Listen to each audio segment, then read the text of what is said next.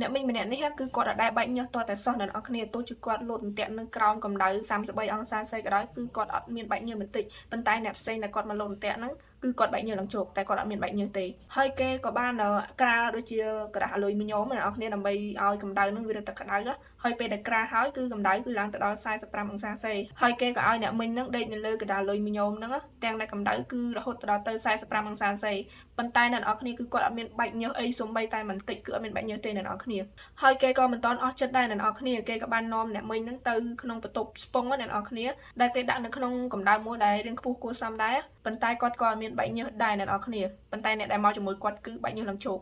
តែគាត់អត់វាជារឿងសឹងតែមិនគួរឲ្យជឿហើយក្រោយមកហ្នឹងគេក៏បាននាំអ្នកមីងហ្នឹងទៅមន្ទីរពេទ្យដើម្បីជួបគ្រូពេទ្យឲ្យគាត់ពិនិត្យមើលអញ្ចឹងណាហើយពេទ្យហ្នឹងគាត់ក៏បាននាំអ្នកមីងហ្នឹងយកមកលាបថ្នាំឲ្យចាក់ម្សៅនៅលើដៃអ្នកមីងហ្នឹងពេទ្យធ្វើអញ្ចឹងគឺព្រោះថានៅពេលដែលយើងបាច់ញើសម្សៅហ្នឹងគឺវានឹងប្រែទៅដូចជាសាមបែបនេះហើយពេទ្យលាបថ្នាំចាក់ម្សៅលើដៃគាត់ទុកចោលឡើង3ម៉ោងហើយអ្នកនរគ្នាក៏អត់មានឃើញប្រែពណ៌ឬក៏